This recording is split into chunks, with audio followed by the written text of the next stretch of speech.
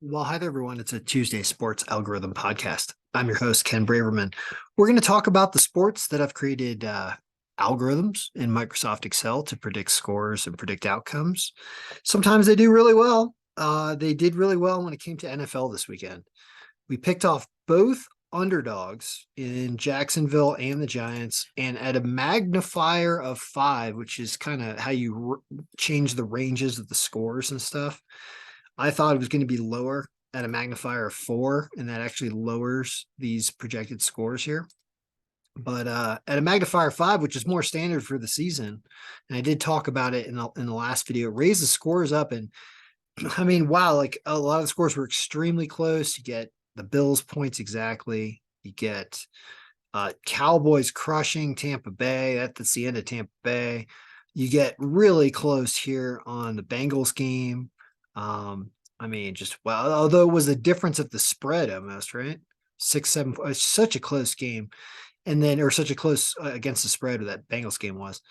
And then the Giants, they do knock off Kirk Cousins in Minnesota, and Jacksonville pulls off a miracle comeback to win. So all 6 games win. We'll take a look at what this looks like for for the second wild card. Excuse me, the second wild card week. Let's take a look at that probably later in this week, like Friday or something, Thursday or Friday, whenever that gets done. Now, so football went really well. Let's go over to NBA. It's kind of quick.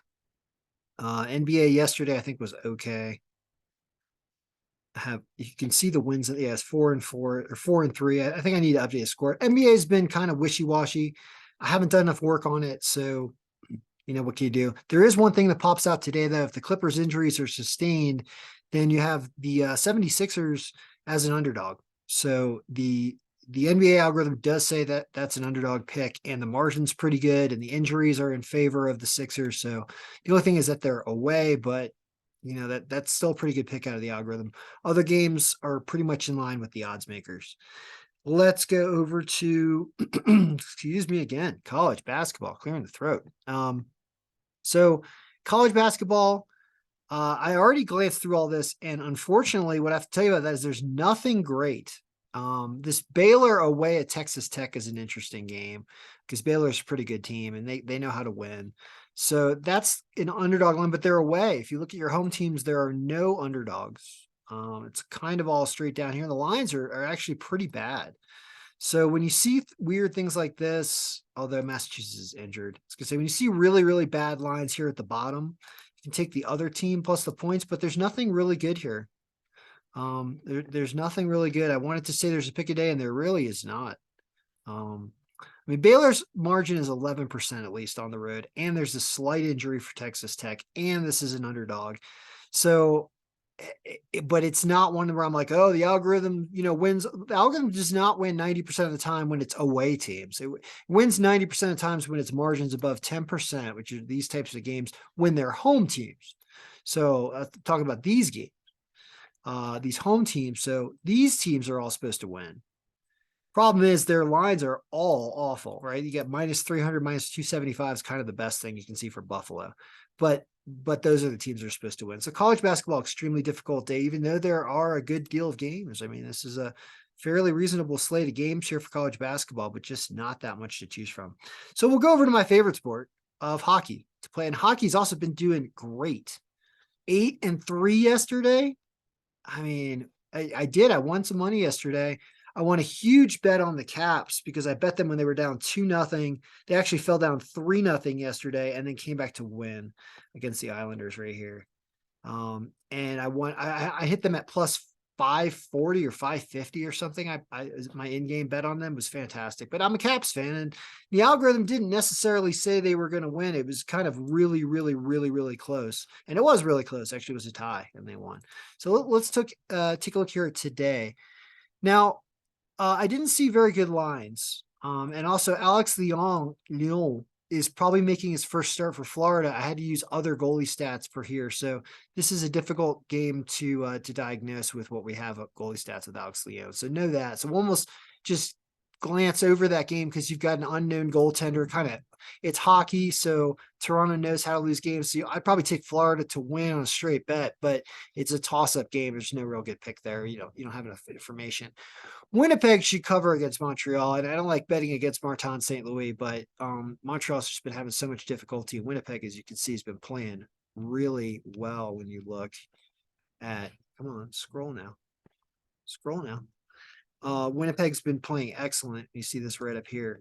And so taking them to cover, I guess, -1.5. It's tough in hockey, but that they're supposed to outmatch Montreal there. Philadelphia and Anaheim. It says Philly wins, and that Philly can play well. They have been playing better, actually. So they should win. Lines -205 is not good, but it's not atrocious like -2 or 300. So I guess Philly to win there. Then Minnesota and Washington. I'm going to go with Washington because I'm a fan of Lindgren. I'm a fan of Washington, but it says Minnesota actually wins this game in a low scoring game.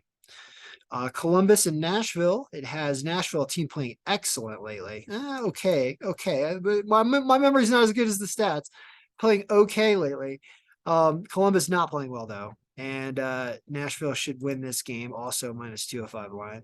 Then you have this Buffalo game. It's like the number 6 pick of the day. Thinks Buffalo really piles it on with goals over Chicago because they can score and Chicago can give them up, especially with Mrazek going. So there's an argument to be made for Buffalo's goals and over Buffalo goals in this game. Buffalo and over 5.5 was the same game parlay there. That's what that says. Then Seattle and Edmonton. Says Seattle as the underdog. This is where it picks off an underdog. Says Seattle, which a team that supposedly has been playing pretty darn well, even better than Edmonton, can win after it's a back-to-back game for them. So that's not great. But apparently they have the strength to beat Jack Campbell to outscore Edmonton. That's what says can happen here. And then finally you have Detroit and Arizona, where it says Detroit wins this game. Line's okay because Arizona is not a good team and hasn't won any games in the last 2 weeks. So those are the sports for Tuesday, January 17th already. We're going fast. And I don't know when we'll be back for another sports video. We're still in the middle of other work, but when they're doing this well, you got to report. I'd say in order. You've got, NFL obviously did great, but college basketball is the sport to watch. But this is just what happens as the year matures: is that the lines end up looking like the algorithm, and it's not because I'm matching the lines; it's because the lines are matching the algorithm, folks. Let's get real. So, or the people making the lines are using the stats more appropriately, and the algorithm was always using the stats appropriately, so they end up aligning as the year goes along. So you can check out some of these interesting injuries here. Like when you've got big injuries on a team that's a favorite, you can consider taking the other team. So you got something here. Although Dayton has had this injury show up for weeks and they've still been winning. So I don't know. You'd have to really dig into the injury report to figure out what's going on there and whether those people are playing or what. You can open up a team like Dayton, see that somebody's out, somebody's big player's game time decision basically, and he may be going every day with a lower body injury. So that may be what's happening there. So all right, good luck everyone. May all of your picks be winning.